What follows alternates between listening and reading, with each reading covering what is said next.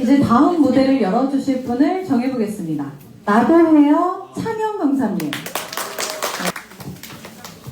열펌 전문 채널 포케이펌을 운영하고 있는 저는 나도의 찬영 원장이라고 합니다.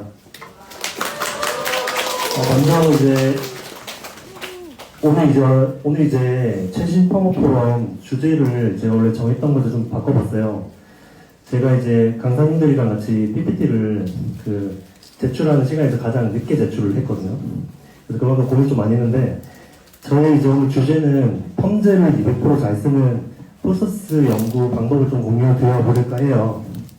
그래서 오늘의 녹차는 첫 번째는 연화와 환원에 대해서 선생님이 알고 계시는 개념들을 한번 정리해 보려고 하고요. 두 번째는 이제 알카리제의 특징, 그 다음 세 번째는 시스템 결합 퍼센트에 대해서 좀 저의 새로운 이론을 좀 주장해 볼까 합니다. 그리고 네 번째는 펌제파워 분석하는 방법 말씀드려보겠습니다. 연화랑 환원인데, 첫 번째 연화 같은 경우에는 이제 모발이 팽윤된 상태를 말합니다.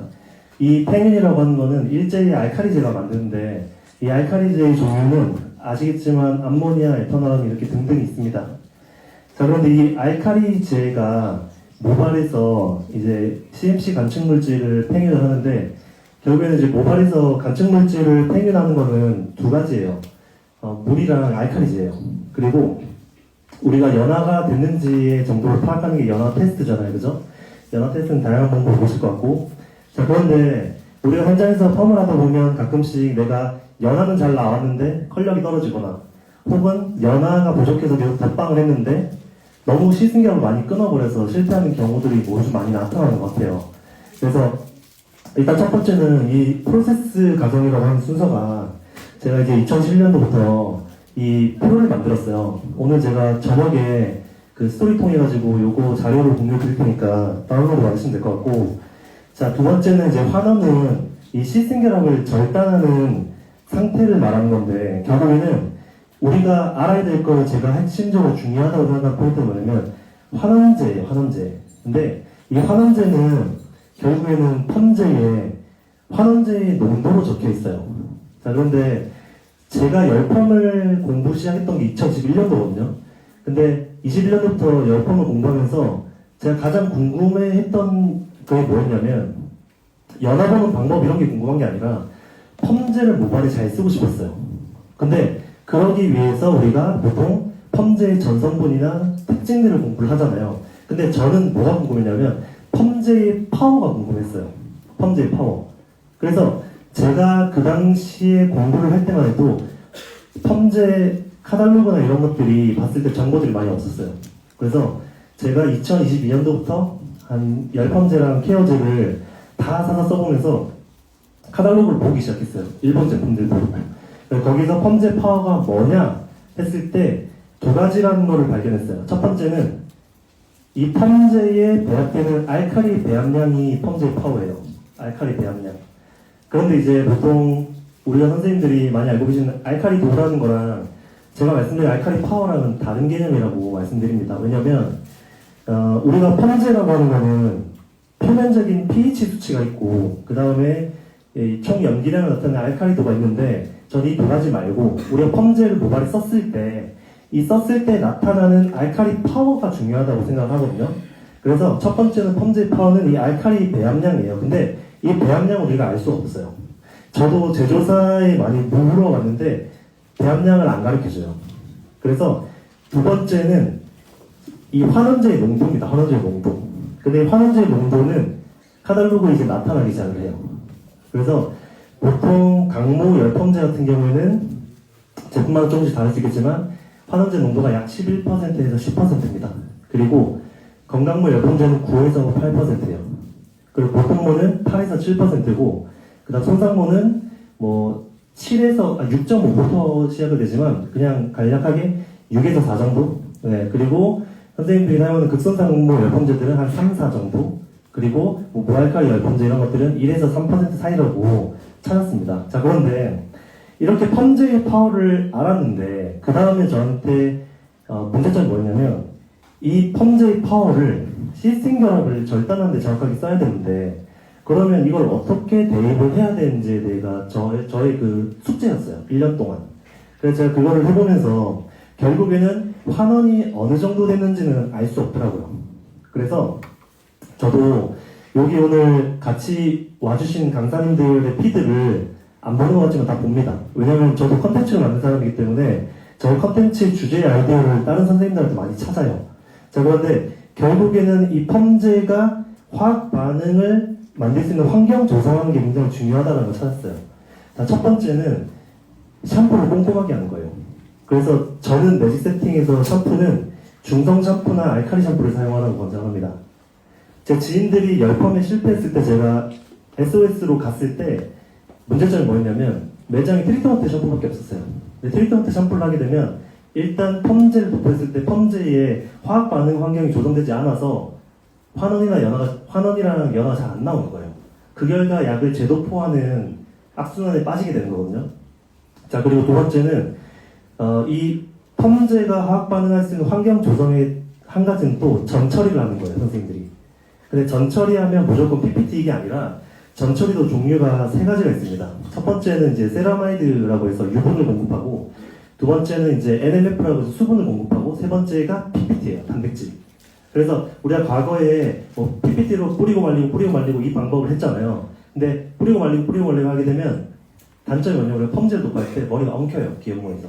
그래서 제가 말씀드리는 전체 방법은 샴푸실에서 크림 타입으로 가볍게 하고 나오는 걸 말씀드려요. 그래서 세라마이드 제품을 사용하거나 아니면 펌제에 있는 보조 제품을 사용하거나 CMC 제품을 사용하시는 거예요.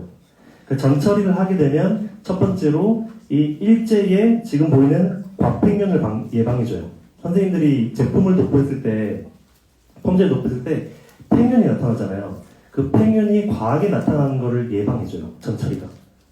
그런데 우리가 소셜이나 우리가 보통 알고 있는 게 전처리를 하면 일제의 작용이 방해된다라고 얘기를 하잖아요. 사실은 그거는 일제가 세척이 제대로 잘 안 됐을 때를 말하는 거고, 보통은 일제의 알칼리제 파워가 더 셉니다. 네, 방해되지 않고요. 자, 그 다음에 전처리 두 번째는 펌제가 균일하게 흡수되는 데 도움을 줘요. 펌제가 균일하게 흡수가 됩니다. 그래서 이 환원이 어느 정도가 됐는지를 알 수가 없는데 그 기준은 타임 프로세스예요. 타임 프로세스. 그래서 타임 프로세스는 이제 데미지 레벨을 1부터 5까지 나눴을 때 1은 시술을 아예 안 한 머리예요. 염색 펌 아예 안 한 머리. 데미지 레벨 1로 봤을 때 여기에 맞는 펌제 선정을 선생님들이 하시면 타임 프로세스는 최소 15분이에요. 그리고 데미지 레벨 2는 펌을 한 번 했거나 염색을 한 번 한 머리입니다. 여기에는 타임 프로세스가 12분이에요. 12분. 그리고 데미지 레벨 3은 펌을 두 번 했거나 또는 염색을 두 번 한 머리인데 여기에 맞는 펌 선정을 하시면 타임 프로세스는 9분이에요. 그러니까 데미지 레벨이 올라가면 올라갈수록 타임은 줄어들어야 돼요. 여기서 말씀드리는 타임은 연화나 환원이 나오는 타임을 말하는 게 아니라 이 정도 시간은 충족해야지 펌제가 화학 반응 작용을 최소적으로 했다, 이걸 말씀드리는 거예요. 그런데 이 시간이 지나고 체크를 해보시면 당연히 연화 또는 환원 둘 중에 하나가 부족하게 나옵니다. 그래서 아까 말씀하셨던 환원수라는 걸 사용을 하거나 펌제를 재도포하거나 이런 테크닉적인 게 좀 필요한 거예요. 그래서 제가 1년 동안 이 알칼리제를 막 공부를 해보다가 결국에는 연화가 중요하지 않다라는 걸 깨달았어요. 네. 그래서 알칼리제 특징은 여기 프레젠테이션에 나와 있으니까 제가 설명을 안 드리지만, 자, 보통 우리가 암모니아랑 에탄올아민을 많이 씁니다. 근데 암모늄 치오랑 에탄올아민의 특징 차이라고 하면 나타나는 것처럼 뭐 pH를 바꾸면서 빨리 평균하냐 아니면 휘발되냐 잔류하냐 뭐 이런 여러 가지가 있잖아요. 이거 말고 이 두 가지의 결정적인 특징의 차이는 뭘까요? 암모늄 치오랑 에탄올아민의 결정적인 차이 특징. 네? 속도 반응 속도 말고요. 네? 잔류? 아니요. 휘발하고 이런 거 말고요. 지금 여기 다 나타났고 잔류 휘발 말고 또 뭐가 있을까요? 저는 오늘 내용이 제가 많이 준비한 부분들에서 다 압축시켜서 왔어요. 포인트를 하나 말씀드리고 가려고 해요. 자, 암모늄 치오랑 에탄올아민 치오의 결정적인 차이점은, 자, 우리가 열펌을 하는 이유는 고객님의 모발에 뭐를 만들죠? 네? 컬? 형태? 디자인? 또 뭐가 있죠? 우리 열펌 가격이 뭐 20만원, 30만원, 뭐 40만원 이렇게 되잖아요. 그 가치를 주잖아요. 어떤 가치를 주죠? 아까 앞에 강사님이 말씀하셨던 나갈 때 부드러움이라고 했잖아요. 질감이에요. 그러니까 열펌을 하는 거는 질감을 얻기 위해서 하는 거예요. 네. 그러니까 질감을 못 만들면 열펌을 하는 시술 목적의 의미가 없는 거예요. 그냥 일반 펌 하면 돼요. 직펌을 하거나. 그런데 이 암모니아랑 에탄올아민의 결정적인 차이점은 이건 그냥 제 주장이에요. 질감 차이가 있다고 생각해요. 그래서 암모늄 치유로 열펌을 하면 가벼운 느낌으로 질감이 만들어져요. 가볍게 스트레이트가 돼요. 그리고 에탄올아민 치유는 매끄럽게 스트레이트가 돼요. 이 두 개의 차이점이 있어요. 자, 그런데 우리가 긴 머리 웨이브 펌을 할 때, 뿌리 쪽 버진모의 펌제 선정할 때, 암모늄 치유를 할 수도 있고, 에탄올아민 치유를 할 수도 있잖아요. 그죠? 근데 제가 판단을 했을 때, 제가 내린 결론은 뭐였냐면, 일단 버진모는 중간모, 기온모랑 데미지 레벨이 다 다르기 때문에, 우리가 도포하는 시간도 있고, 일단 펌제가 도포가 되면, 빨리 팽현이 되고, 빨리 휘발돼서 끝내야 돼요. 그래서 암모늄 치유가 적합해요. 만약에 염색을 한 번 했거나 두 번 했다고 하면 손상모인데 암모늄 치료약을 버진모에 써도 잘 나옵니다. 해보면. 그런데 뿌리 쪽에 만약에 에탄올아민 치료를 썼다. 그러면 선생님들이 생각하는 웨이브의 첫 번째 위치가 조금 밑에서 나오거나 흐리게 나올 수 있는 거예요. 그래서 이 질감의 차이가 있다는 거를 제가 1년 동안 시술 많이 해보면서 정의를 했어요. 자, 그러면 이거는 지금 알카리제의 특징이고 팽윤의 정도는 연화 테스트를 본다고 말씀드렸습니다.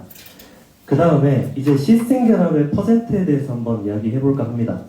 요거는 이제 제가 만든 이론이기 때문에 정답은 아닙니다. 자, 이 시스템 결합 퍼센트는 이 악성 곱슬을 예로 들었을 때 악성 곱슬은 제가 생각하는 시스템 결합 퍼센트는 약 22%예요. 흑인 머리는 한 24% 이상이라고 생각합니다. 자, 악성 곱슬의 시스템 결합은 22%예요. 자, 그런데 이제 제가 설명드리기 전에 우리가 하는 열펌의 원리는 한 70%의 케라틴 단백질이 있고 그 70%의 케라틴 단백질 중에서 약 20%의 시스템 결합을 가지고 있잖아요. 그걸 끊는 거잖아요. 환원제로. 자, 악성 곱슬이 22%예요. 그리고 선생님들이 쓰시는 강모 열펌제 환원제 농도가 11%예요. 그리고 매장에 쓰시는 건강모 열펌제는 9%입니다. 자, 22% 악성 곱슬에 강모를 먼저 도포를 했어요. 그리고 타임 프로세스가 지나고 11%가 남죠. 22에서 11을 빼면 10이 남죠. 그 다음에 한 번 더 강모를 썼어요. 그러면 0이 되잖아요. 그러면 어떻게 됐냐면 선생님들이 악성 곱슬의 시스템 결합은 다 끊어져서 스트레이트는 돼요. 근데 결과적으로 모발이 가는 악성 곱슬이라고 하면 녹아요. 그래서 우리가 펌제의 일제를 사용할 때는 알카리 파워라는 거랑 그다음 환원제 농도라는 걸 항상 같이 생각하고 있어야 돼요. 그래서 제가 시스템 결합 퍼센트 공식을 설명드릴 때 어떻게 접근을 하시라고 하면 악성 곱슬, 강곱슬, 버진모는 수치에서 2를 빼셔야 돼요. 2. 자, 악성 곱슬 22%, 강곱슬 20%, 버진모는 19에서 15% 사이라고 정의를 합니다. 자, 그러면 악성 곱슬에서 22%에서 2를 빼볼게요. 20이죠. 여기다가 강모를 먼저 써볼게요. 11%를 뺍니다. 그럼 몇이 남죠? 9가 남죠. 그러면 건강모 펌제를 쓰면 딱 맞게 나와요. 네. 근데 선생님들이 연화가 좀 무서워서 첫 번째 건강모 펌제를 첫 번째 도포를 쓸 수도 있잖아요. 그죠? 그럴 때는 두 번째 펌제 파워를 올려서 강모를 써줘야 돼요. 만약에 두 번째 건강모를 한 번 더 썼다. 그럼 몇 퍼센트가 부족하죠? 2%가 부족하잖아요. 그럼 그 2%에 맞는 물약 펌제를 한 번 더 도포해야 되는 거예요. 그래서 제가 이제 열펌을 지금 할 때 저는 혼자 시술을 하기 때문에 어떻게 하면 빨리 화학 반응작용을 잘 만들어서 넘어가는지를 저는 좀 중요하게 생각하고 있어서 그거에 맞춰서 모발의 시스템 결합 퍼센트를 전 정해놓고 펌제 환원제 농도를 머릿속에 다 넣어놓고 사용을 하는 거거든요. 저는. 그래서 자, 그러면 이제 펌제 파워는 무엇일까요? 아까 두 가지 나왔죠. 알카리 파워랑 환원제 농도. 자, 그러면 만약에 목에 시스템 결합이 없는 모발은 어떤 현상을 나타낼까요? 시스템 결합이 없어요. 시스템 결합이 없어요. 그러면 이제 우리가 모발 진단할 때 당기면 바로 다 끊어지겠죠. 그런 모발들은 없죠. 자, 그러면 이제 우리가 모발마다 이 시스템 결합 퍼센트는 왜 다를까요? 왜 다를까요? 당연히 네, 손상도마다 다르죠. 네. 그래서 이 펌제 파워의 분석하는 방법에 대해서 세 가지로 한번 요약을 해봤습니다. 첫 번째는 카탈로그를 보셔야 돼요. 그래서 카탈로그의 정보를 파악하시는데 여기서 주 알칼리제의 종류가 뭔지를 봐야 돼요. 왜냐면 환원 알칼리 배합량을 알 수 없거든요. 그럼 주 알칼리제의 종류를 보셔야 돼요. 두 번째는 환원제의 농도를 파악하셔야 돼요. 환원제의 농도. 그러니까 뭐 치오가 쓰이냐, 시스테암이 쓰이냐, 이건 결국에는 그 펌제의 파워가 그 모발의 알칼리제가 모발의 pH를 만들면서 그 가장 적합한 환원제를 선택하는 거기 때문에 우리가 그것까지 생각할 필요는 없다고 생각해요. 그러니까 그냥 만들어진 환원제 그대로 잘 사용을 하면 되는데 환원제의 농도는 우리가 알고 있으면 좋다고 생각합니다. 농도가 높으면 실생결합을 더 끊어요. 그리고 극손상모나 모알칼리 펌제들은 농도가 낮습니다. 그래서 이 모발이 가진 실생결합 퍼센트의 농도가 매칭이 안 되면 과하게 끊어요. 그 결과 어디서 나타나냐면 뭐 열을 넣었을 때 탄머리가 든다거나 아니면 산화를 할 때 이제 뭐 푸슬푸슬하거나 이런 것들이 다 나타나는 게 산화제도 파워가 있어요. 그래서 열펌이라는 거는 첫 번째 일제도 파워가 있고 열도 파워가 있고 그 다음에 산화제도 파워가 있다. 이 세 가지를 항상 생각하는 게 좋을 것 같습니다. 그 다음 두 번째는 이 환원제 농도를 우리가 모르는 경우도 있잖아요. 알 수가 없는 경우. 그럴 때는 점도나 투명도를 파악하는 거예요. 점도가 퍽퍽하면 알칼리 파워가 강하고 점도가 묽으면 상대적으로 파워가 약할 거예요. 그죠? 자, 점도가 투명하면 모발 보호 성분이 비교적 적고 불투명하면 성분이 많습니다. 자, 선생님들이 사용하시는 다운펌제 약을 생각해보면 뻑뻑하죠? 그리고 하얗죠? 그 하얀 거는 결국에는 그 모발의 타임 프로세스 동안 모발 구조를 버티기 위해서 모발 보호 성분이 필요한 거예요. 네. 그리고 세 번째는 펌제는 만들 때 여기 이제 제품 개발하신 강사님들도 계시지만 펌제는 무조건 만들어질 때 사용 목적이 있어요. 그러니까 A라는 펌제는 강모를 스트레이트하기 위해서 첫 번째 도포해야 하는 사용 목적 이런 게 있는 거예요. 중간모에서 손상모에서 써야 된다. 아니면 극손상모에서 써야 된다. 이런 사용 목적이 있어요. 그 사용 목적은 어디서 나오냐면 선생님들이 오늘 받으신 카탈로그 있죠? 그런 거의 전체적인 글의 문맥을 읽어보셔야 돼요. 이게 어떻게 탄생을 하게 됐고 이게 어떤 뭐 호호바 오일이나 이런 성분들이 써있고 있죠. 그래서 저는 오늘 여기 아카데미를 처음 왔을 때 이제 부스에 있는 그 호흡살롱 원장님이랑 그 다음에 순들 원장님 제품들의 카탈로그를 가져왔어요. 왜냐하면 저한테는 여기 카탈로그에 만드는 그 글들이 저한테는 중요하거든요. 어떻게 이제 나오는지. 네. 그래서 그런 것들을 잘 파악해야겠다고 생각합니다. 네.